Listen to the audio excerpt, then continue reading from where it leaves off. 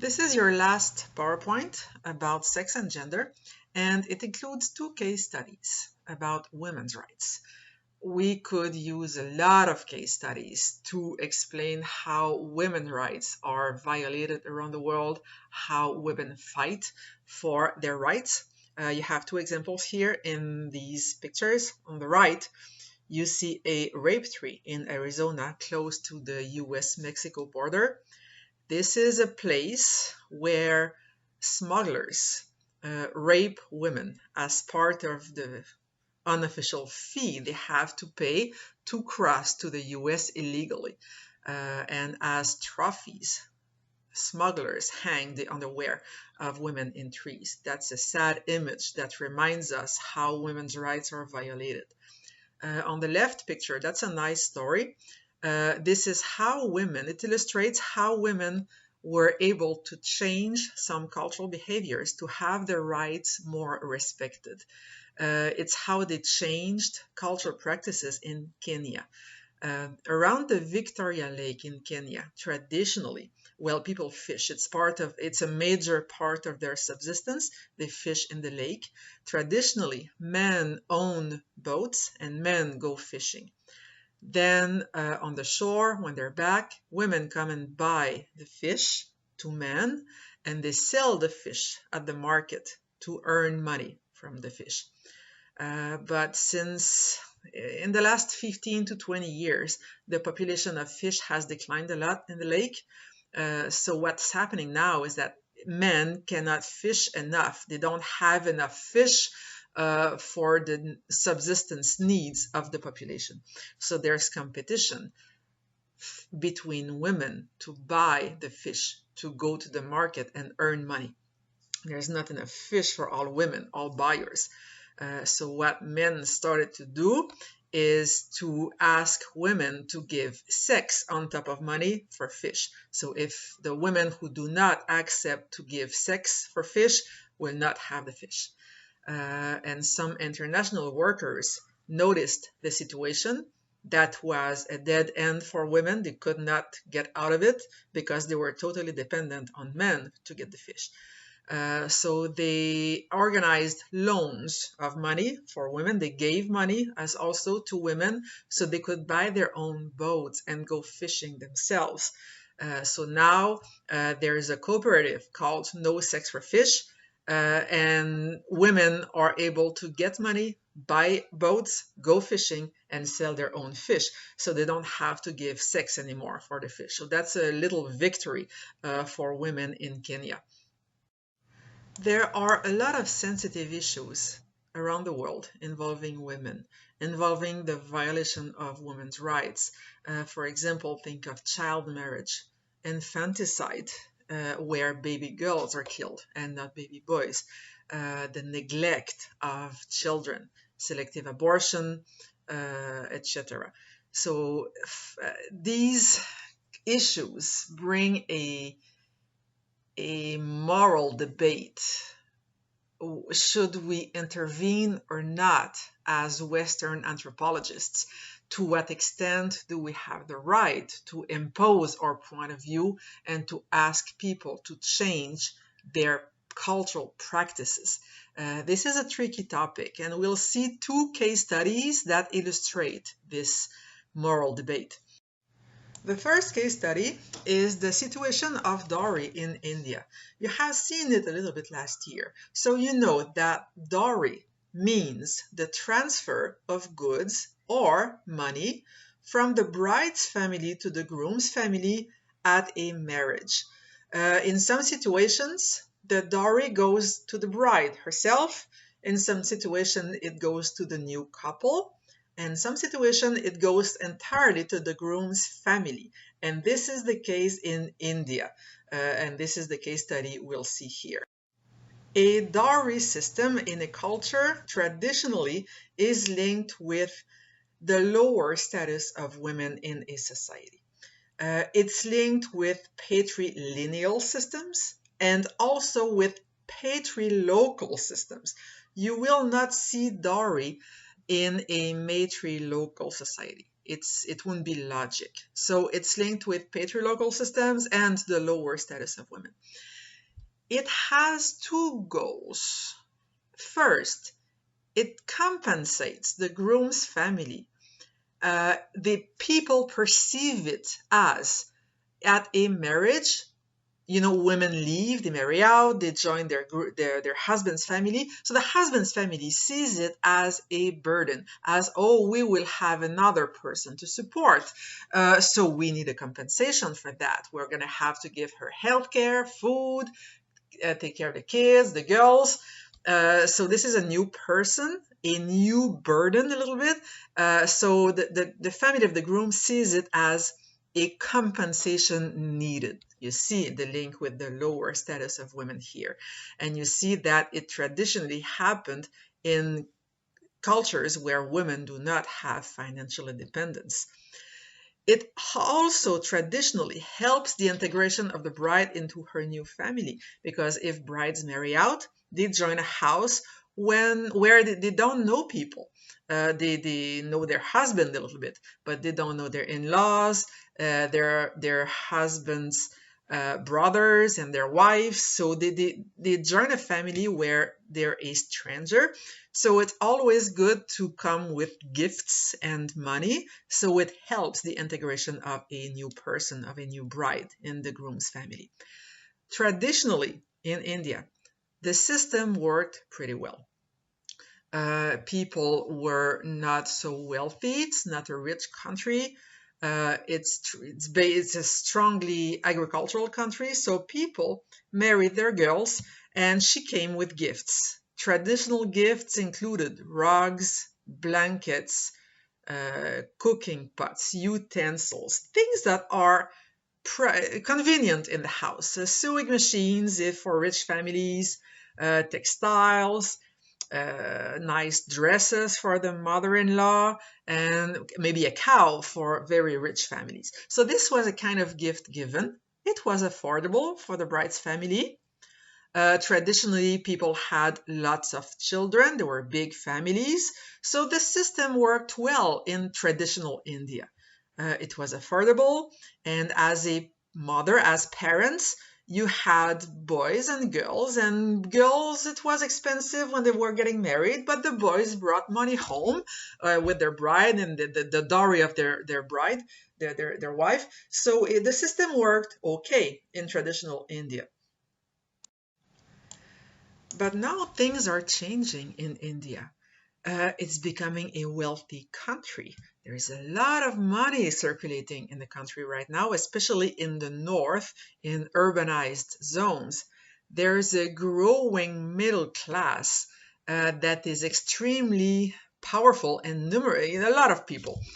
And people want goods. They want status. They have expectations. They see the not the American dream, but the Western dream. They can afford things, and they want material. They want cars, they want motorcycles, they want houses. They want what they can afford. And it's especially true in big cities. It's less of a problem in the countryside, but the problem is extending now to the countryside as well. But this is a major change in India that happened in the last 20 years. There's a good education system, there is wealth, and there's money, and there's a growing middle class. And this created a clash with the dowry system. So now families with this situation, when they marry their sons, they're not expecting blankets, cooking pots, and a cow anymore. They're expecting modern, expensive gifts, washing machines, portable ACs, flat screen TVs, iPads, motorcycles, even cars for wealthy families. And this creates a problem because the family of daughters sometimes cannot afford it. So they are harassed before the marriage of their daughters to provide a lot of gifts, otherwise the marriage would be canceled. And girls and their families are still harassed after the marriage to provide even more dowry gifts. And families of grooms, in some cases, will threaten of divorce. They will say, if you do not pay dowry, or if you do not pay enough dowry, our son will divorce. And in traditional Indian culture, being divorced is very shameful. It's not an option. Unmarried women bring a lot of shame to their family. There's a lot of stigma around that situation. So there's a lot of pressure for women to be married, and this is deeply rooted in a culture. So women are harassed double ways, in a lot of ways. They can suffer from harassment or from their own family because families do not want daughters anymore. It's too expensive to have daughters. So families really want sons because sons later in life will bring goods. They will not cost anything. And then women suffer from harassment from their husband's family. There was this case on TV about 15 years ago, the girl you see on the picture, at her marriage. There was a lot of problems during the ceremony because her dowry was not considered big enough. So the violence from the bride's family starts even before birth, because now the number of children per family is declining in India. It's expensive to have children in India like everywhere else, and people do not live in rural areas anymore so much. The farming communities are smaller, so it's not advantageous to have big families. It's expensive, so people want less children, so they really want these children to be boys. Where people have access to technology, women have ultrasounds to determine the sex of their babies very early in pregnancies, as early as possible. And when this baby is a girl, very often there's an abortion, whereas when the baby is a boy, they keep the baby. This is done even in poor communities where people from the same village would pool their resources and buy an ultrasound machine for this. It is illegal in India to have an ultrasound only to determine the sex of a child. Ultrasounds are legal, but for health reasons. Doctors cannot tell the sex of a child in order to determine if there was going to be an abortion or not. This is called selective abortion. In communities where people are too poor or people don't have access to ultrasound, there is infanticide of baby girls. It happens. And it is a very sad situation because we would think that mothers are criminals here. It's terrible for a mother to kill her own baby. But these mothers who do that, they are not criminals. They're victims of a system. This is a good case of systemic violence. They're victim of a system that is very violent and greater than them. They don't have a choice. If they don't kill the babies, other girls will not get married. They will be miserable later in life. It's a wheel that's turning, and it's strongly linked with poverty and the fact that women are not financially independent. There is neglect for baby girls as well. So there's a high imbalance in the ratio between boys and girls in India right now. Young men are much more numerous than young women. It's a similar situation as the one you see in China. There is a lot of men who not get married because there is no wife available. There is a lot of girls missing.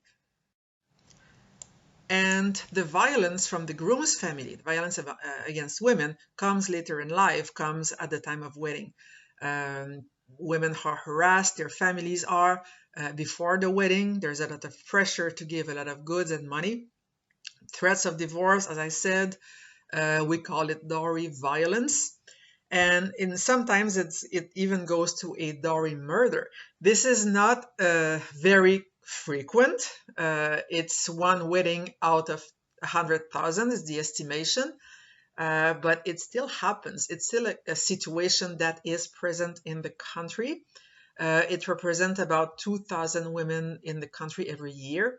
And these are reported numbers. Maybe real numbers are higher. Um, and this, we would think it happens more where people are less educated, where they're more traditional. It's not the case. It happens actually where people have a high education, they're wealthy, and they live in big cities. This is where expectations are high because there's examples around of what wealth can bring to your life. So people want to reach that.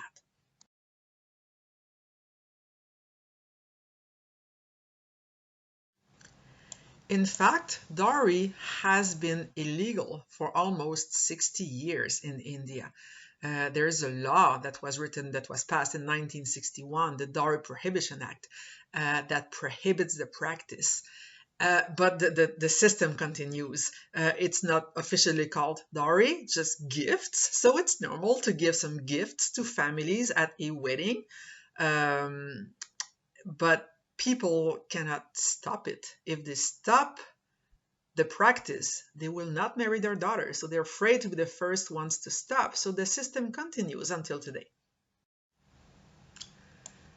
In traditional India, women could gain status. Even women were becoming important family members later in their lives. It took time, but women were respected later in life. It did happen to them. And the key for that was fertility. The first step for a woman to become, starting to be respected, become respected, was to prove they can have children, was to get pregnant inside marriage. And then having a son was a very important step because sons could continue the bloodline of their husbands. And this is important. It's a patrilineal system. And then raising a family, getting older, and then remember, women lived in their husbands' families, and they still do. So, your in-laws pass away, your mother-in-law, your father-in-law, and you become the older lady in the house. And then your sons grow up, they get married, and they were becoming, at the end, a powerful, important mother-in-law. It was a cycle of life. So by having sons, a woman could gain status and respect. It's a fact that the key to respect and status was producing men. But it happened in traditional India. Women could be important people. Of course, the key was fertility here. It was important for women to have children. Motherhood was and still is a very important role for women in India. But things are changing now, and this does not help the status of women.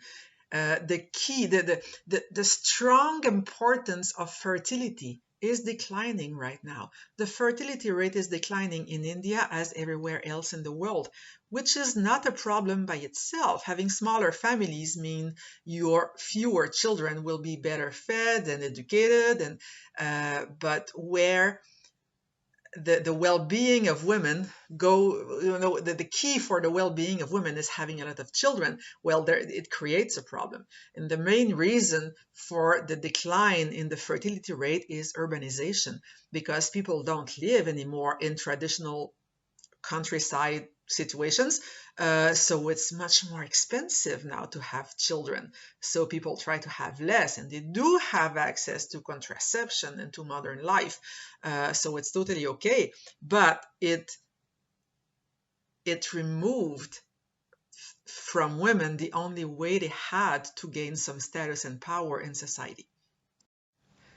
Things are starting to change in urban India right now because women get organized. Women are more educated than they were before. They do have access to education, And where women have access to education, they have access to work, and they have access to financial independence, which is very important to raise their own status and to have their rights respected, financial independence.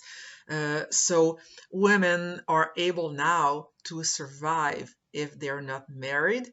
It's not easy because the key to survive well and to be well treated in old age is to have sons. And sons do not happen to you if you're not married. But there's something going on. Women are getting organized more than ever right now in India. There are efforts made to change the public opinion as well, because women can be organized, they can be educated, they can be independent financially, but if they are still stigmatized, if they don't get married, the problem remains. So right now there's a change in the public opinion. People start to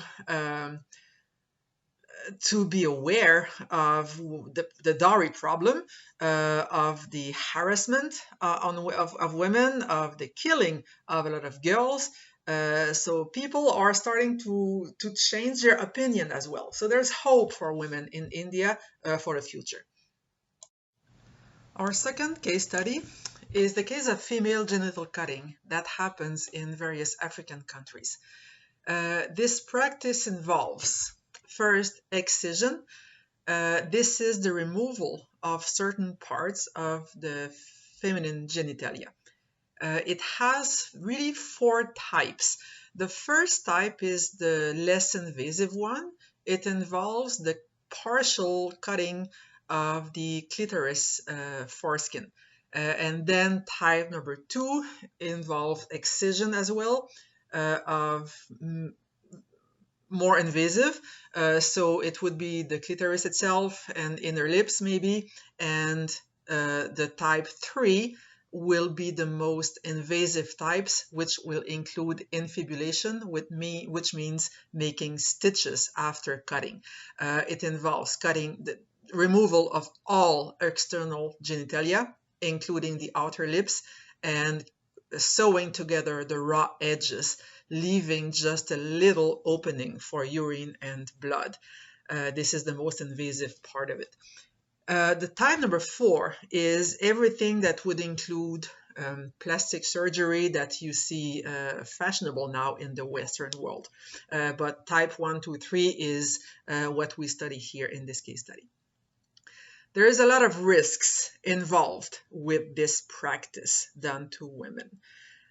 First, there's a risk of infection at the moment of surgery. As in any surgery, there's a risk of infection. Also, there's a risk of intense blood loss, blood poisoning, etc.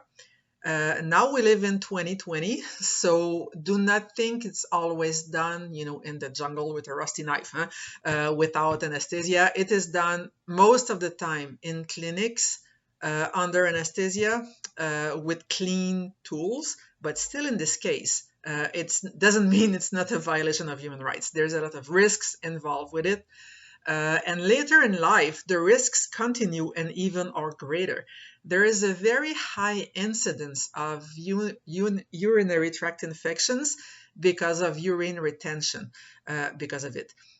Also, scar tissue doesn't stretch well as well as healthy tissue. So there are problems during intercourse, especially the first time, where the husband often have to take a knife to reopen the genitals. There is problems as well during childbirth, where the skin tears much more than it should be because it is a scar tissue. All these risks are imposed to women in various countries. We'll see where. This is a recent map from UNICEF showing the countries where female genital cutting happens. It's 28 countries, but there is a lot of precisions to bring here. First, there is a very big margin of error in the estimation. It is between 200,000 to 1 million girls each year that are cut. There's a big interval here. Honestly, it's really hard to know how many women undergo the intervention because it's a private practice. It's not publicized. Another thing, you see here countries in colors with numbers. It's countries are not homogeneous. There's a lot of small communities living side by side in these countries. So, for example, if you see that in Mauritania, West Africa, on the left in orange, 69% of women are cut. Well, in some communities, in some traditional communities, it might be 100%. But in some other communities, it might be 0%. And people are not even aware these things happen.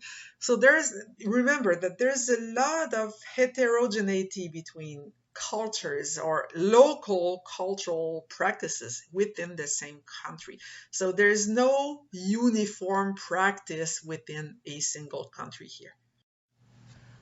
Why is this done? This is a major question here. It is a practice that is very, very ancient.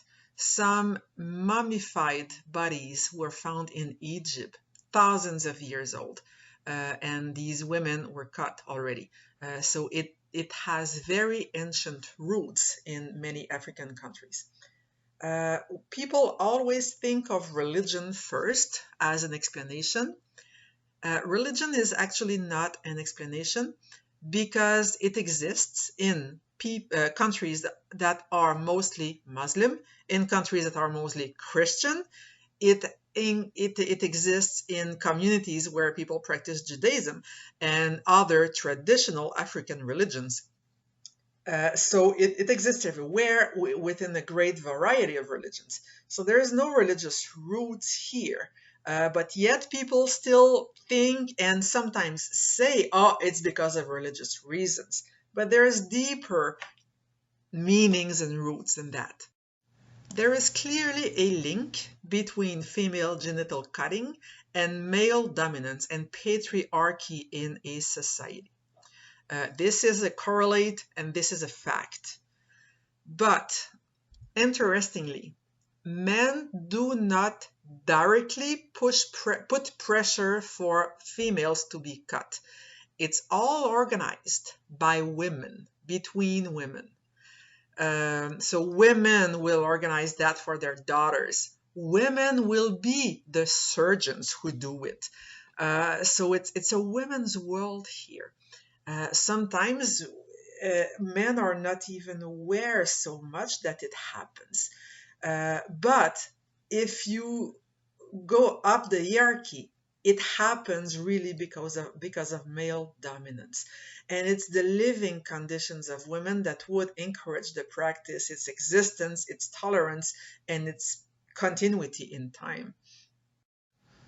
So really, the major reason why it is done to women is poverty. It's not because people are bad or evil or backwards. It's because they're poor.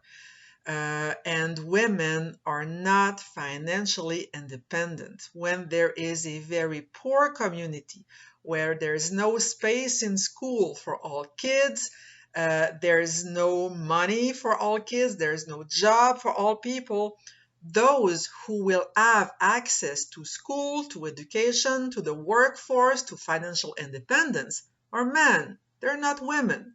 So why are women cut? Why this very ancient tradition survived until today? It's because of poverty. It's because if women are not cut, they will not get married. It will be impossible for them to find a husband. And women are dependent on men for their survival. Early in life, they depend on their father.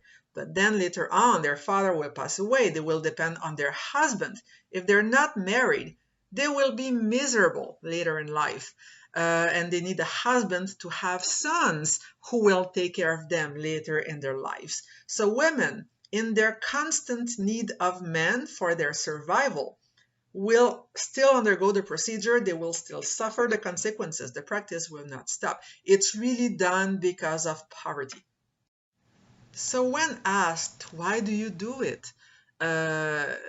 directly in the field, people will not really mention poverty. They will mention many reasons. Women will give different reasons than men. They will say it's a rite of passage. They will say it shapes gender identity. Well, they will not phrase it like that, but they will say it's necessary to be a real woman. It makes you a woman. It removes male parts of your body. This is linked with beauty canons, beauty standards. The clitoris, the inner lips are considered to be kind of male parts, the equivalent of the testicles and penis. So if you remove it, then you're a real woman, and you're more beautiful. You have a smooth surface in your genitalia. This is how women see that. It's a rite of passage, and it's a necessary step to be married. They will mention it. Men will give different reasons. They will say it assures their wife will stay pure until marriage. It prevents premarital sex, premarital pregnancy, and they will mention it reduces some sexual sensitivity. It removes the sensitivity of the genitalia, so women will be less likely to mess around before and after marriage because of it. So men and women here give different reasons. So the major question is here, is it a violation of human rights? Should we stop it? Or should we leave people doing their cultural practices in peace? To what extent are we allowed to ask for a change as Western women here, Western people? Well, the first thing is to consider is that there is no informed consent, and it's not the equivalent of male circumcision. Male circumcision does not have health consequences later in life. It does not harm the quality of life and the well-being of men, but it harms the quality of life of women a lot. You think it harms them because they don't have any sexual pleasure, but it goes much, much beyond that. It harms them because they are in pain all their lives, and it harms their health. They have recurrent infections, disease, etc. So it's not the equivalent of male circumcision. And women, girls, when they undergo the practice, they're too young to give informed consent. Most of them, in the case they are aware it will happen, they're willing, because there is peer pressure. Big girls will bully a little bit small girls because they're not cut, they're not women yet. So there's a peer pressure to be cut, to be like everyone else. And also when a girl is cut, after that, it's a rite of passage. When it's over, there's gifts and celebrations and nice dresses, and the whole community has a big party, and you're at the center of it. So it's nice. Girls kind of are willing to undergo the procedure, especially if it's done in clean and safe conditions, in not painful conditions. But they do not we cannot claim they give the informed consent because they're too young and they are not informed about the risks it will bring to them later in life. So the international community sees it as a violation of human rights. They see it as the violation against the right to be free for torture, and the right to grow up healthy and with an intact body. So it is seen right now as a violation of human rights by the international community. And there are solutions that are being brought right now. There's things that are being done. Something that does not work is legal reforms, is laws. Laws are not respected. So in most countries where this happens, it's against the law already, and has been against the law for a while. So even if the practice is criminalized, it's done in private, so people don't know it's being done. Who has, the authorities are not aware of it. People in the village are, but not people in power. So legal reforms, laws, punishment doesn't work. Health education works to a certain extent. Health education from women and health education, sexual education for men works, because men, when they are aware of it, they will be empowered to do something. I have been aware, I've known a nurse that was working in Kenya to help stopping the practice. And when she was showing a video to men showing a girl being cut, at this moment, men knew how it was done and how it happened. And at this moment, men, those who did not faint, took the decision to stop it. So health education works to a certain extent. And what works really well to help stopping the practice is alternative rituals, because FGC, female genital cutting, is a very important ritual. It's a rite of passage that allows girls to become women, to become full member of the community, and to become eligible for marriage. So if you stop that ritual, something else has to be done. And this works well, actually. It works really well, for example, right now in the Maasai community, where in the last 10 years, the practice has almost disappeared. But women, instead of being cut at a certain age, they go through another rite of passage that is not harmful. They go to a kind of, I call it a summer camp. They go somewhere in this special school where they are educated and trained about what it is to be a wife, what they have to do. They have sexual education there. They have education on how to raise children, the education of small babies, etc. So they receive training about their future life instead of being cut. And it's not harmful, it's helpful for them, and it works well in the community.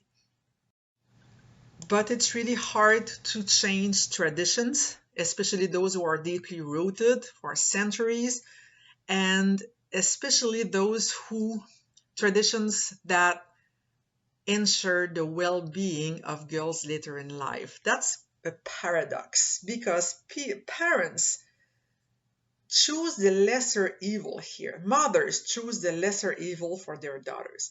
They know the practice is painful, it's traumatic, it creates risks for health, but they know it's necessary because if girls are not cut, they are going to be poor and they're going to suffer even more later in life.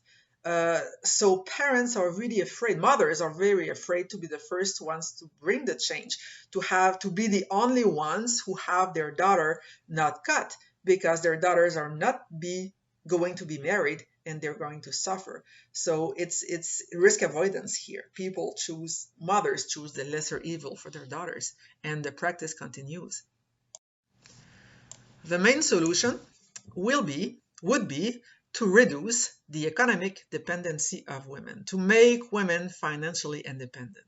This is easy to say, but it's extremely hard to do in a poor third world country where there's no money to send girls to school and to give them a job later in life. Women should be allowed to say, I'm not married, so what? But it's easier said than done, and there's a long way ahead for that. Another solution would be to change beauty standards to make natural women, not cut, as desirable in the eyes of men, and this is really hard to change. Think of how beauty standards are hard to change in our society here. Another solution would be to stop within one generation. Everyone stops at the same time. So there's no cut girls to marry. You have to marry a normal women, intact women. So this would be another very good thing to do. And this is what happens now in the Maasai community. Everyone stopped being cut in 10 years. So that's great. It's what happened with foot binding in China. You know, in ancient times, the feet of women, especially in higher status families, were bound to prevent them to grow normally. So adult women had these very tiny feet, and it was considered very attractive by men. It's something cultural, because women with tiny feet could not work. It's a sign of status in a family where women have bound feet, they can't work. It means that men have a high status, they can provide for the family without the help, without the shame of being helped by their wife in the workforce. And it stopped. The practice stopped within one generation. It stopped very quickly at the beginning of the 20th century. Families pledged to keep the feet of their daughters intact, and families of boys pledged not to let their son marry a girl with bound feet. So it worked well. Communism came at the same time, and women needed to work, so it helped even more. But this is another solution. Stop within one generation. So in order to have women free from that practice, there is work to do, and there is no work to do directly on the practice itself by saying people it's prohibited, there will be fines, there will be jail time. This won't work. Because the whole system, it's systemic, it's all integrated in the system. Changing other components of the system, changing the education, giving women access to clean water, to food, to housing, to education, to jobs, to healthcare. This will help the practice to stop much more that criminal, oh, I cannot say that. Instead of making it criminal, working on the whole system to help women in general will work much better to stop this case of systemic violence done to women.